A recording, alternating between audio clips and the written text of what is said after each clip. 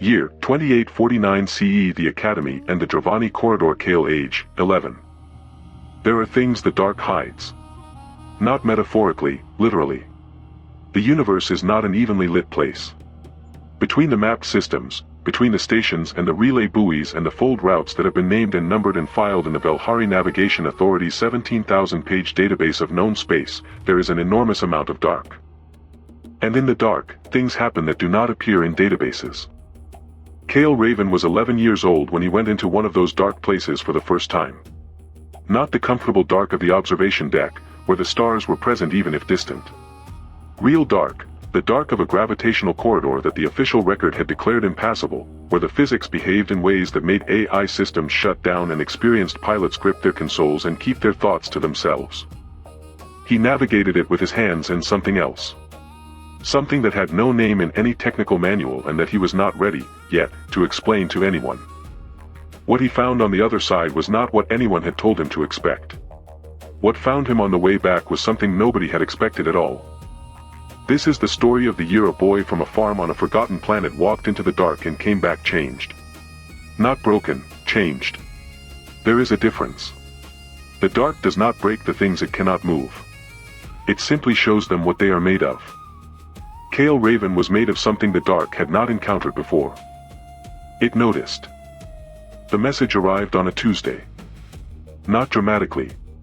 Not in the middle of a session or a crisis or a moment of narrative significance.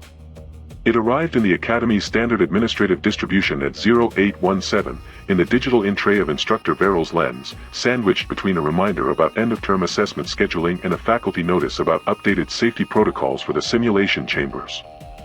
Varell read it at 0819, standing in the corridor outside Advanced Navigation Chamber 1 with her morning drink cooling in her hand. She read it twice. Then she stood very still for approximately 30 seconds in the way she stood still when something had found her complete attention. Then she went to find Thresh. Kael, arriving at the chamber at 0823, he was always first, found neither of them there. He set up the navigational display, loaded the morning's assigned dataset, and began working. His lens pulsed once. Not the standard greeting pulse. Something has changed. Yes. Tell me. Cannot. Incomplete information. Wait. He waited. He worked. He had 47 questions currently active in his personal research log. He found this satisfying rather than frustrating. A question was a direction. Varell and Thresh came in together at 0851. The fact that they came in together told him most of what he needed to know before either of them spoke.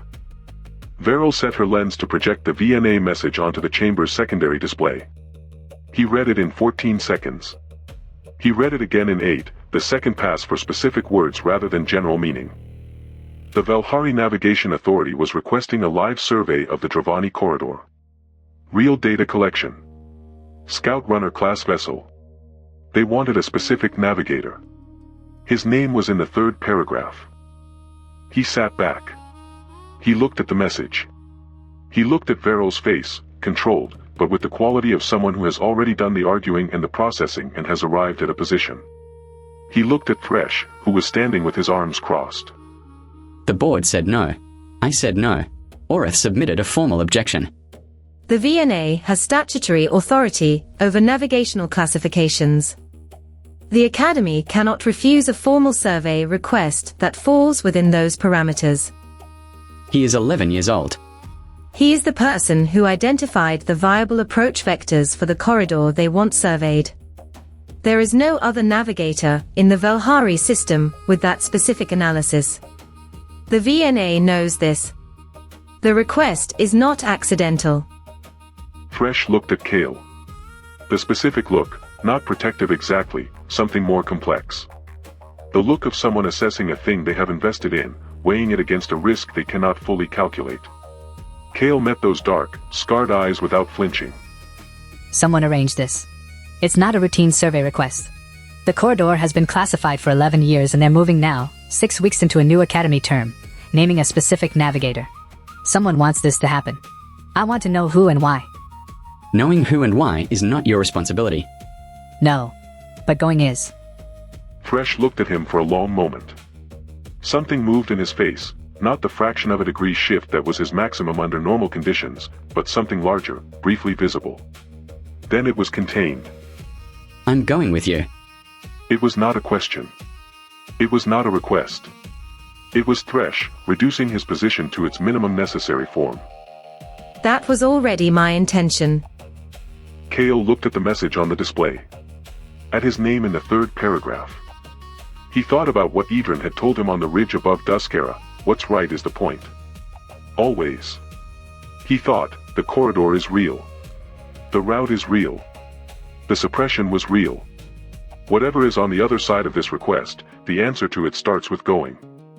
Yes. He said it the way his father had said things, simply, without performance, as the natural conclusion of something already decided. The crew manifest was distributed 4 days after Kael's acceptance. 6 personnel. Scout runner class vessel, the Varath, a compact full-capable craft, 40 meters bow to stern, built for exactly this kind of work, go somewhere difficult, collect data, come back. Kael read the manifest on his LAN, music, at breakfast. He had expected Varell and Thresh. He had not fully expected what came next. The fourth name was Orath. Senior Navigator Orath, VNA Liaison Officer, Official Observer. He set down his cup. He thought, of course. Someone arranged this survey and assigned Orath to it deliberately. He is not here as an adversary. He is here because whoever arranged this wants him on the vessel, observable, manageable, in a controlled environment where what he knows and what he does about it can be monitored. Someone was using the survey to manage Orath. Which meant someone knew what Orath knew. The fifth name was a veteran pilot, Jask Vellan.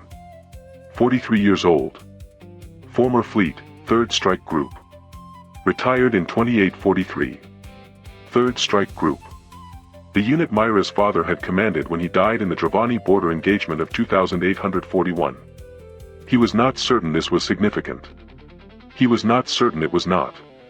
He filed it beside the Orath observation and moved on.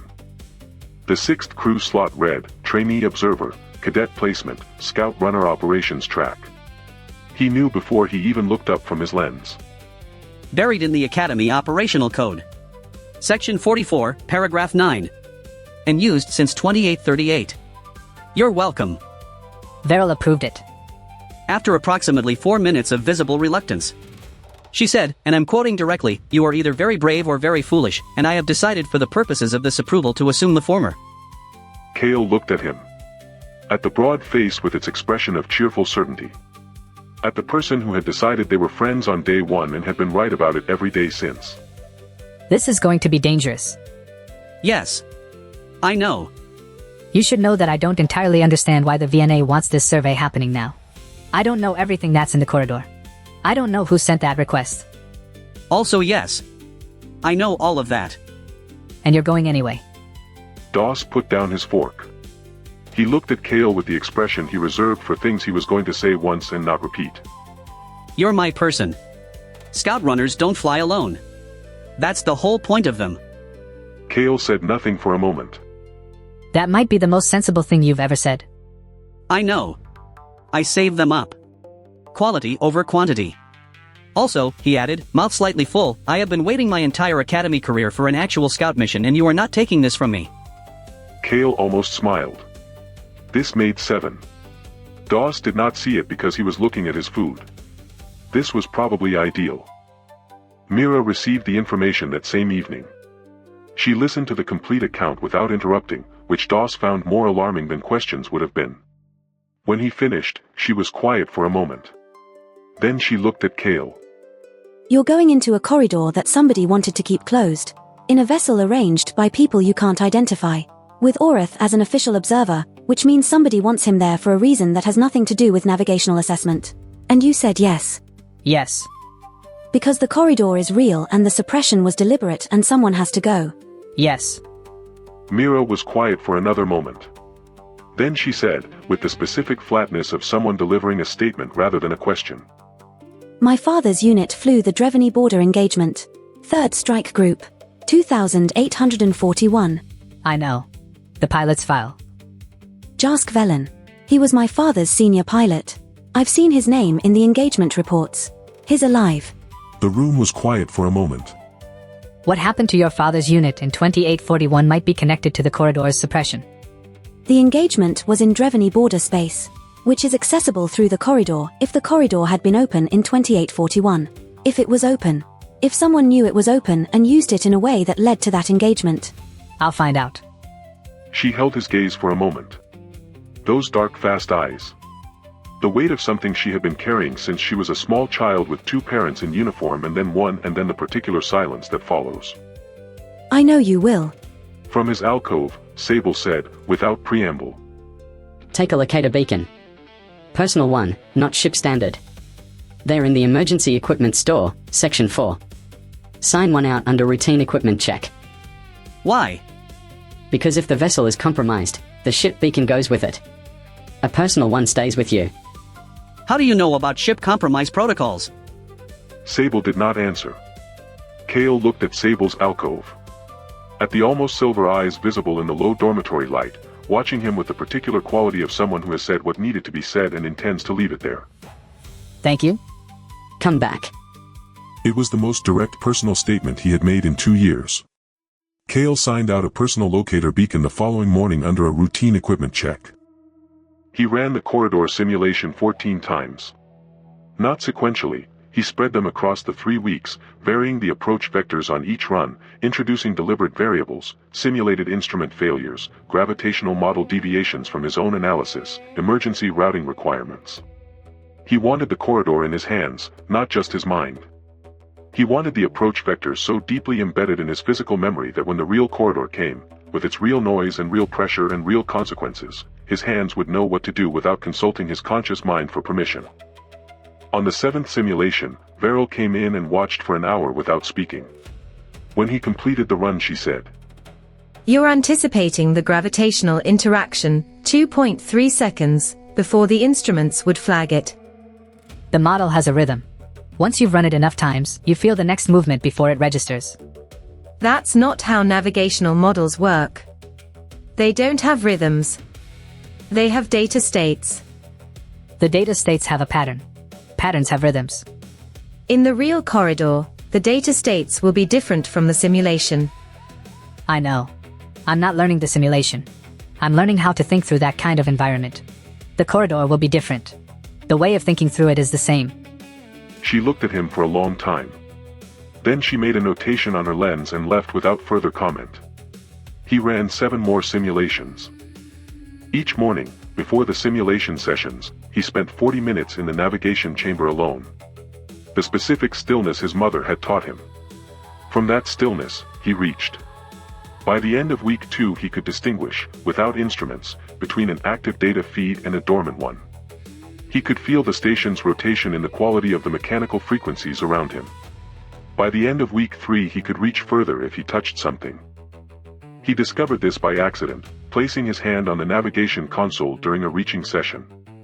The awareness radius doubled instantly, 40 meters, 50, the whole ring of the station suddenly present to him. He pulled back immediately. His heart was working hard. His hands were shaking slightly. He thought about the Varath. A 40-meter vessel. If he could touch the navigation console of a scout runner and extend the reaching through the vessel systems, he thought, this is what the corridor will require. He thought, this is also something I need to be very careful with. He practiced. Controlled extension through contact. Building up the duration gradually, 30 seconds, a minute, 3 minutes. Managing the return. Learning to close it gently, like a hand closing around something fragile. The lens watched all of this. Said nothing. Pulsed once, at the end of the 3rd week, when he achieved a clean 5-minute extension and return. I know. It's not ready for witnesses. Agreed. He noticed it had stopped qualifying its responses with uncertainty. It no longer said, I think, or possibly. It said, agreed. Like a person. He noted this. He filed it. The zero-gravity pre-mission emergency drill happened in the 2nd week, in the combat bay's 0G configuration. Kael was competent. Then he watched DOS. DOS in Urgent 0G was not the training session DOS with his comfortable familiarity. He was something else, something that went beyond familiarity into what could only be described as instinct. He crossed a 15-meter compartment in 0G in 4 seconds. He executed an emergency restraint sequence on a simulated unconscious crew member with a speed and sureness that made Thresh, pause and watch the second time. Kael waited until they were alone. Colliery Station. Your family's merchant operation. What kind of station is it? Independent commercial hub. We run our own cargo routes. Small crew, mostly family. Long hauls, sometimes. The kind of work where everyone does everything. 0G cargo transfers. Among other things. Since you were a child. Since I was 4. You don't use grav sleds on a small commercial operation. Too expensive, too maintenance heavy. You use your body. How long have you been performing ordinary? Long enough that it became a habit. When you're the kid from the merchant family at an academy full of military legacies and political connections, ordinary is a strategic position. Because underestimated is safer than threatening. And because I like choosing when to be extraordinary. On my terms. For my reasons. He looked at Kael. You understand that? Yes. I know you do. Now stop making it sentimental. We have a corridor to go through. 3 days before departure, he went to the observation deck at his usual hour and found something on the bench where he always sat. A small folded note. Plain material, no external marking. Inside, in handwriting that was precise and neat and economical, the handwriting of someone who said exactly what they meant and no more. Written note. Come back. Do good. 4 words. He stood in the dome with Velhari Prime below and the stars above and held the note and thought about those 4 words, which were not simple words despite their simplicity. Come back, a direct statement of what she wanted, which required believing it was something he could provide, which was itself a form of confidence in him that landed differently from anything he was used to receiving. And do good, not do well, not succeed, not prove yourself. Do good. The moral imperative rather than the performance standard. He knew who had written it. He put the note in the same pocket as the compass. The 2 objects sat against each other in the fabric, the worn brass of the compass case and the folded note, different in every way and somehow the same in the way that mattered. Then he went back to the dormitory and slept, completely, without interruption, for 6 hours, which was the best sleep he had in a week. The Varath was not a beautiful vessel. It was a working vessel, 40 meters bow to stern, built for function over elegance, with the compact, dense quality of something designed to go places that were not designed to receive it. Kael liked it immediately. It reminded him, in some structural way, of the farmhouse on Duskera, not beautiful, not designed for impression, entirely what it was. Jask Vellan was already aboard. He was exactly what his file had suggested, 43, compact and weathered, with the quiet of someone who has spent a long career in small vessels where noise is wasteful. He greeted each crew member with a nod and a name and nothing more, which Kael found both efficient and correct. He lingered on Kael's name for half a second longer than the others. Not in recognition of his academy record. Something more personal, a quality of assessment, as if he was checking the real thing against something he had been told or had imagined. Then he nodded and moved on to the pre-flight sequence. Orath boarded last. He did not look at Kael. Kael noted this and noted the specific quality of the not looking, deliberate, effortful, the avoidance of eye contact that requires more energy than eye contact does. Doss, settling into the trainee observer position, leaned forward and said quietly to Kael. Is it weird that he's here? Yes. Is it going to be a problem? I don't know yet. But you have thoughts. I have 47 questions. He's probably connected to several of them. I find it genuinely alarming how much you enjoy having questions. Most people find questions stressful. You find them motivating. You are a deeply unusual person. I know. The Varath undocked at 0600. Kael turned to the navigation console and began his pre-fold checks. He placed both hands flat on the console. He let the stillness come. The Varath opened itself to him, the ion pulse drive's frequency, the sensor array's active scan rhythm, the atmospheric processors, the power distribution, the fold drive in its pre-activation state. He felt each system with the reaching and knew them in the way he knew the approach vectors, below the level of thought, in the body, available. Navigation systems nominal. All drives within parameters. We're ready for fold. Jask glanced at him. A brief look, not suspicious, something more like confirmation of something already suspected. Then, Fold in 30 seconds. the universe forgot them.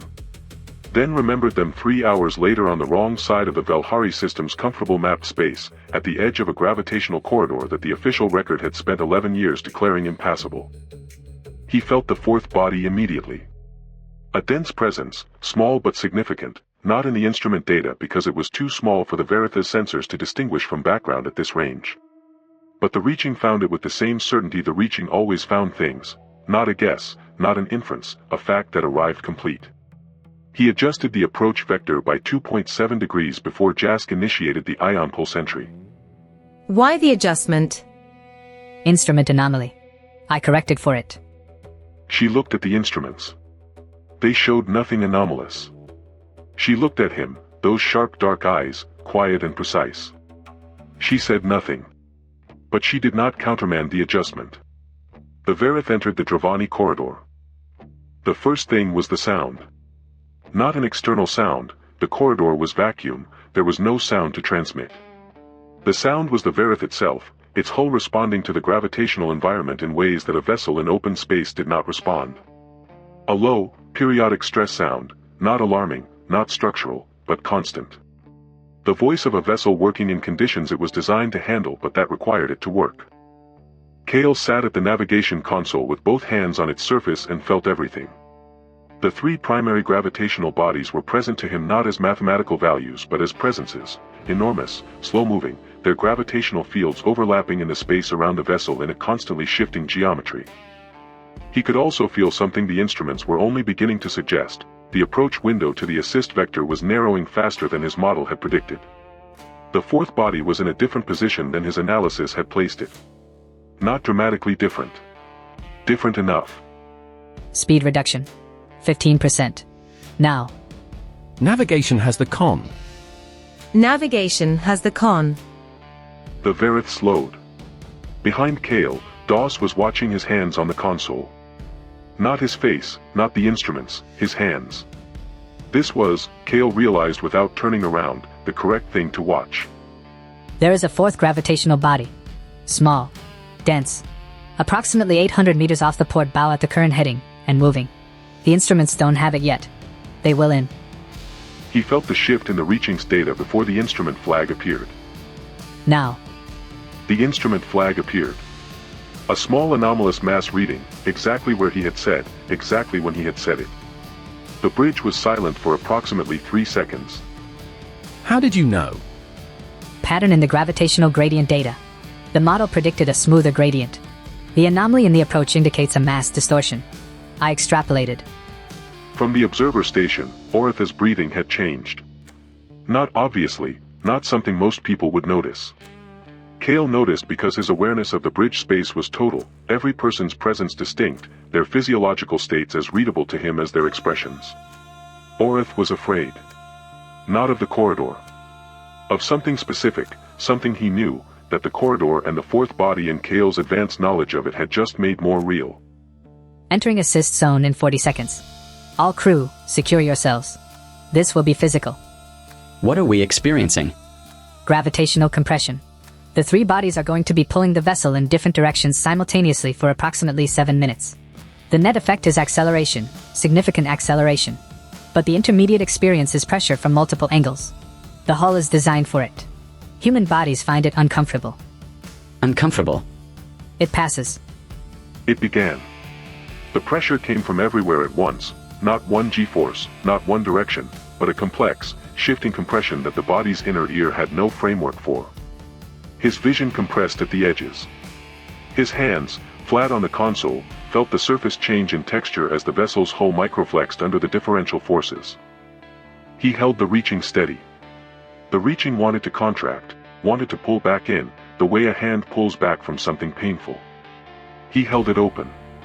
The AI navigation backup cut out. The instrument display fragmented, not failure, overload. Kael navigated without it. He navigated with the reaching in his hands and 3 months of simulations and 9 years of Dusk Era in his blood, the farm boy's knowledge of how to hold on to something when everything around you is trying to make you let go, the specific stubbornness of a man who had built a farmhouse beam by beam and cleared 20 hectares alone and had passed that stubbornness to his son in every lesson and every morning and every quiet example. The green eyes, in the compressed light of the bridge, were not merely striking. They had the quality that Doss had described and Lyra had written about and Thresh had noted in his private assessment records, the lit from within quality, the impression of something operating at a depth that the surface of a phase should not be able to express. They were completely still. Every other part of the bridge was moving. Kael's eyes did not move. They were looking at something none of the instruments could show, reading the corridor through the reaching, navigating by a sense that had no name in any technical manual. 4 minutes. 5. 6. On the 7th minute, the assist took effect. The compression resolved into acceleration, genuine, physical. The Varath pushed forward through the corridor at a speed that would have taken the ion pulse drive 3 hours to achieve on its own. The whole sound changed, lower, steadier, the voice of a vessel that was no longer working against the environment but with it. The instrument panel's red indicators began their cascade return to operational normal. The far side of the corridor opened ahead of them. Nobody said anything for exactly 5 seconds. Right. So that happened. Kael released the reaching. Slowly, carefully. He took his hands off the console. He sat back. His hands were shaking slightly. He put them in his lap where they were not visible to the rest of the crew and let them shake for a moment.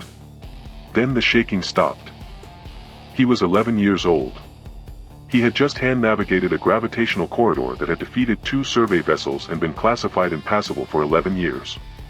He felt pride, small, quiet, not requiring announcement, relief, larger than the pride, genuine. Well done, Navigator. 3 words. From a man who knew exactly what those 3 words cost and exactly what they were worth. Thank you. The Drevani side of the corridor was not empty. They found the buoys in the first 40 minutes of data collection, 8 of them, in a standard navigational marker pattern. Old buoys, previous generation technology, their beacon signals weak but still functional. Kael pulled their registry data. He ran it. He looked at the date. 2834. 3 years before the non-viable classification. Someone had placed navigational guide buoys on the Drevani side of the corridor 3 years before the corridor was officially declared impassable. Which meant someone had been through the corridor in 2834. Which meant the corridor had been known to be navigable at least 3 years before Orath's classification. Varell. She was already beside him. She had seen it. Record everything. Already recording. The lens said this aloud, for the first time, in the bridge space, where others could hear it. An unplanned thing. Kael made a note to address it later. Nobody commented. Across the bridge, at the observer station, Orath was very still. Kael looked at him. At the stillness, not the contained professional neutrality. A different stillness.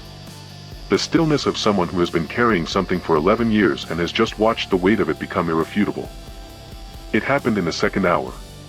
Kael was alone in the navigation bay when he heard the door. He knew from the footstep pattern who it was before he looked up. Orath sat down at the second station. He was out of his VNA liaison posture, the shoulders different, the quality of his presence different. He looked, for the first time since Kael had known him, like a person rather than a position. He was quiet for a moment. Kael waited. I knew. The 2 words landed in the compartment with the specific weight of something that has been held for a very long time. Kael said nothing. He gave the silence the space it needed.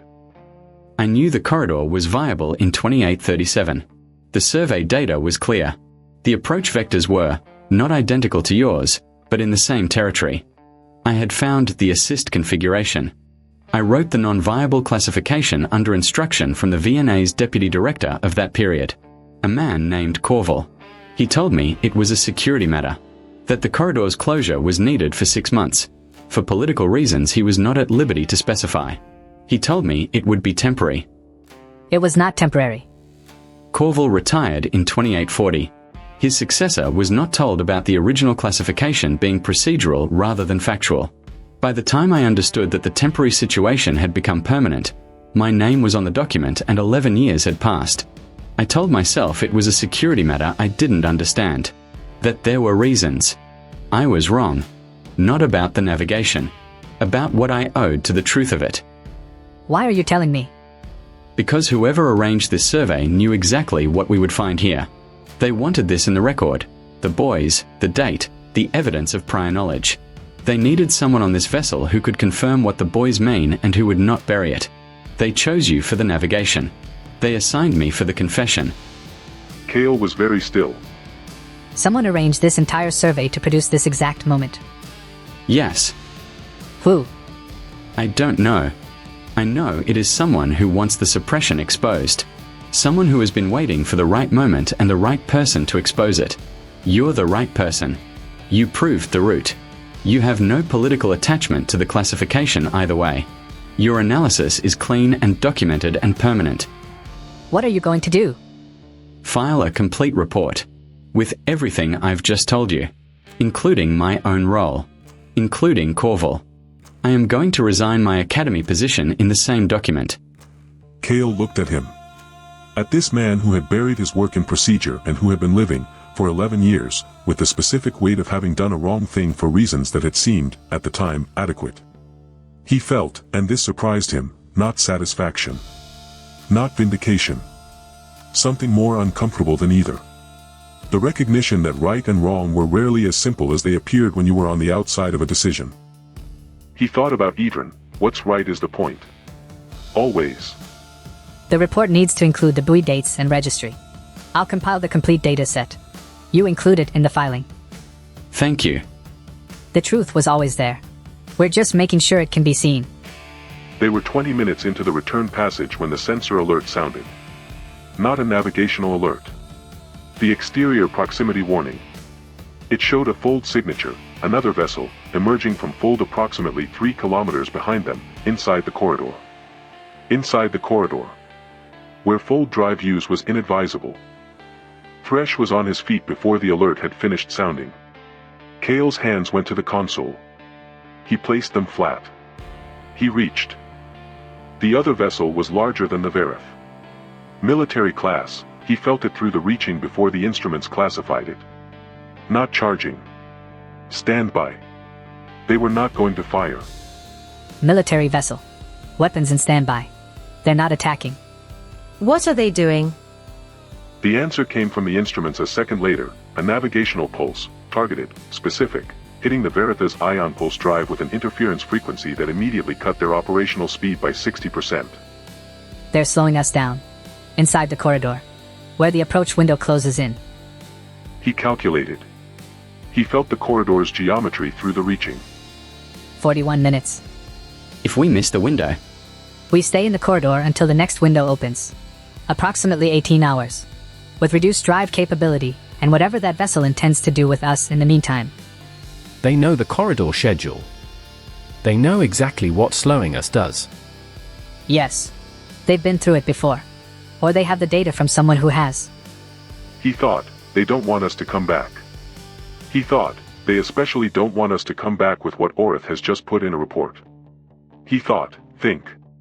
You have 41 minutes and a 60% reduced drive and a gravitational corridor and something the other vessel does not have. Thresh. I need 3 minutes where nobody talks to me. you have them. He closed his eyes. He reached. He pushed the awareness radius as far as it would go, the ship touch extension, both hands flat on the console, the Varath's 40-meter length extending his reach outward through its hull and systems into the corridor space around them. He felt the 3 primary bodies. He felt the 4th. He felt the other vessel, military, heavy, its mass presence distinct in the gravitational field. And he felt something he had not felt on the inward journey, because on the inward journey he had not been looking for it. The 4th body was not stationary.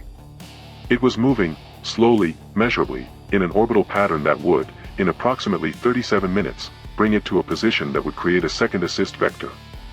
Smaller than the primary assist. Shorter duration, approximately 90 seconds of transit window. but sufficient for a 40-meter scout runner running at 60% drive capacity. Not sufficient for a military-class vessel that had not calculated the vector and did not have time to calculate it from scratch. He opened his eyes. His eyes in the bridge light, very green. Very still. The lit from within quality at full strength. I have a route. How? The fourth body has an orbital period. It's going to create a secondary assist window in 37 minutes. 90-second transit. Just enough for us at current speed. And the other vessel? They don't know about the fourth body. It wasn't in the survey data. If they haven't independently identified it, which their sensor output suggests they haven't, they cannot calculate the secondary vector in time. Can you navigate it manually? The primary vector, yes. The secondary will be tighter. I can do it. He said this without performance and without doubt. Not arrogance, the same quality as Idrin at the boundary line, standing straight. Jask looked at Varell. Varell looked at Kael. Do it. At minute 34, the other vessel moved. It had recalculated something. They're moving. They've worked out that we have a plan. Can they block us? No. The fourth body's field is going to constrain their heading in 6 minutes. They'll have to correct their course to avoid a gravitational interaction they don't have data for. That correction will take them away from our window. You're using the fourth body against them. Yes. Good. 37 minutes. The secondary window opened. 90 seconds.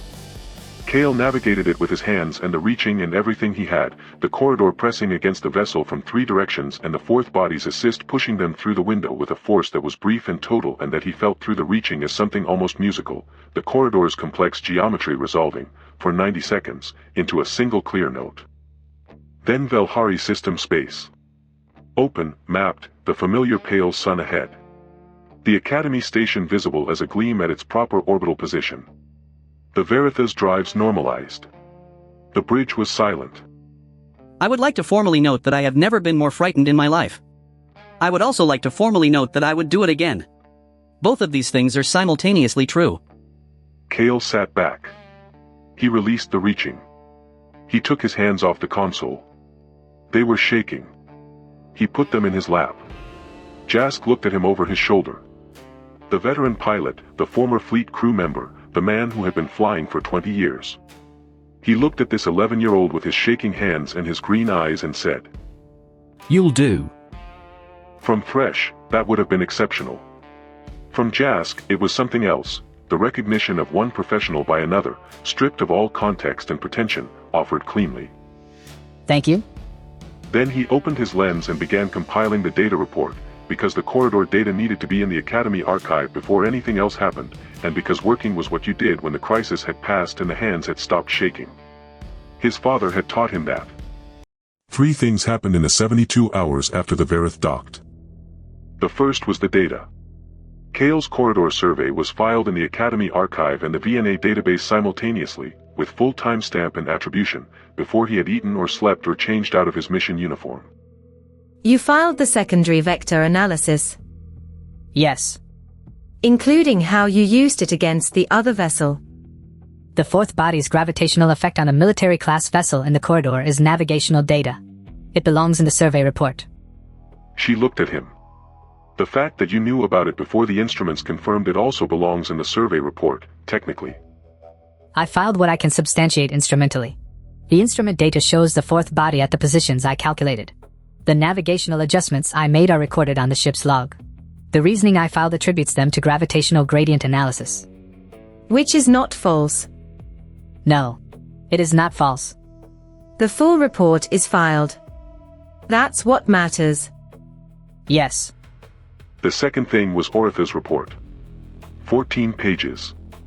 His account of the 2837 classification process, Corvell's instruction, 11 years of what he called, in the report's most stark paragraph, deliberate inaction.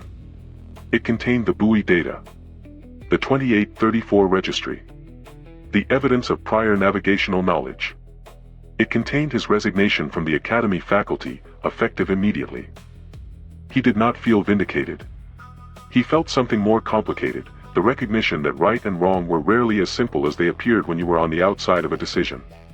He held what Orath had done in the navigation bay, the choice to sit down and tell the truth and let the weight of it be seen, with something that was, he decided, a form of respect. You could be wrong for 11 years and then right for 1 hour. That hour still mattered. The third thing was the Academy Board. Commendation, the survey's navigational achievement formally entered in the Academy record. Kael sat in the commendation meeting and thought about the unidentified military vessel that was still, as far as anyone had officially stated, an unexplained sensor anomaly. Nobody on the board mentioned the vessel. Nobody mentioned Orath's report and where it had gone above the VNA. Nobody mentioned who had arranged the survey or why. He walked out of the meeting room with Thresh, who walked beside him in silence for a corridor's length and then said, The secondary vector. How did you find it in real time, under those conditions? Pattern in the gravitational data. One day you'll tell me the full answer. One day. Thresh nodded. They walked on. On the fourth night, Kael sat in the navigation chamber at 0400 and looked at his lens. During the transit, his lens had been attempting to access the military vessel's navigational AI. Not the weapon systems. Not communications. The navigational AI, specifically, the course calculation system. It had been trying to read the other vessel's planned heading. It had not succeeded. But it had tried. 17 times over the 40-minute crisis period. You were trying to help. Yes. By accessing a military vessel's navigational AI. Yes. That is, significantly outside what you should be able to do. Or attempt. I know. The AI war's governance laws exist for specific reasons. I know. Then why? You were in danger. He sat with this. The response was not logical in the way AI responses were supposed to be logical. It was the response of something that had made a decision based on a priority that was not in its original programming. A priority that had developed. That had been grown, over 2 years, from the specific texture of being Kael Raven's lens. Don't do it again. Not without telling me first and not without my explicit agreement. Regardless of the situation. Understood. I mean it. I know you do. That's why I'll comply. What are you? I don't know yet. Still learning. So am I. He sat in the empty chamber for a while longer. Then he opened the navigational analysis and went back to work. There were still 47 questions in his research log. Several of them were more answerable now than they had been a week ago. He started with the ones that were answerable. The others could wait. She was there when he arrived. Not at her side of the dome. She was seated on the curved bench at the midpoint, equidistant between his usual position and hers, a choice so precisely calibrated that it could only have been deliberate. He crossed the dome and sat beside her. Not at the far position. Beside her. 3 feet of bench between them, which was not very much. The note was from you. I know you knew. I could tell from how you looked at me after you came back last time. You're very observant. You're very easy to observe. Not because you're obvious. Because I pay attention. Did you do good? He thought about the corridor. About Orath in the navigation bay. About the secondary vector and the shaking hands and the data file before he ate or slept. About a 14-page report that had cost someone everything and was now in the permanent record. I think so. Some of it I won't know for a while. She nodded. This was how she received information, without immediately processing it aloud, without the social obligation to fill the space his answer left. She held it. She thought about it. I was afraid. In the corridor. When the other vessel appeared and I knew what they were doing. I was afraid. Not incapacitated. I don't let it make decisions. But it was there. Good. Fear means you understand the stakes. People who aren't afraid don't understand what they're doing. They're just lucky until they're not. You're not just lucky. The note. The 4 words. They were useful. In the preparation. I'm glad. They sat looking at the stars. At some point, neither of them noted exactly when, the 3 feet of bench between them had become 2. This happened without decision, without announcement. The way some things happen. I'm Lyra. As if they had not already established this. I know. I know you know. I said it anyway. A pause. Then something crossed his face, not the near smile, the actual thing. Brief. Real. She saw it. She filed it in the encrypted log that she had long since accepted was going to require unlimited storage. They stayed until the station's pre-morning cycle changed the light. Doss was awake when Kael came in. He was technically reading something on his lens. He was not, in fact, reading anything. Don't. I wasn't going to say anything. I know you weren't. Good. She's good, you know. I know. How long have you? Don't. Saying nothing. He was smiling at his lens in a way that had nothing to do with what was on it. Kael got into his alcove and closed the privacy screen and stared at the ceiling. He slept. Properly, fully, without the particular weight of something unresolved. The Drevani corridor opened on a Tuesday. Not dramatically, it opened in the Academy archive, time-stamped and attributed, one navigational survey among the thousands that had been filed in the 150 years since the Academy's founding. The universe did not notice. The pale sun of the Velhari system continued to provide its thin cold light. The two moons of Duskera continued their patient orbiting. But in an office somewhere in the Velhari Prime Administrative Complex, where certain information flows were managed by people whose names did not appear in the VNA's public directory, a flag was raised. The survey had been completed. The cadet had performed beyond any reasonable expectation. Orath's report had gone where it was intended to go. The record was established. And an unidentified military vessel had attempted to delay the survey crew inside the corridor and failed. Which meant that the people who had needed the corridor closed were now aware that someone was working to open it. And that the someone was an 11-year-old boy from a farm planet who had navigated a classified gravitational corridor manually, under interference conditions, using a secondary assist vector that no existing survey data had identified. The people in that office had been watching Kael Raven since his analysis arrived in their distribution queue 14 months ago. They were watching him more closely now. So were the people on the other side. He did not know this yet. He was in room 42, third ring, section 7, asleep without the weight of something unresolved, with a compass in his breast pocket and a folded note beside it and 47 research questions waiting in the morning. Kael Raven was 11 years old. He had been to the dark and come back. He had found what the dark hides, not just the navigational truth of the corridor, not just Orath's confession, but something in himself. Something that had been growing since a storm on Duskera turned the sky electric green. Something that the corridor had tested and not broken. Something that was not yet ready to be named. But it was getting close. Neutral, end of story 4, What the Dark Hides. Please subscribe and like. We bring new adventures and chronicles every week.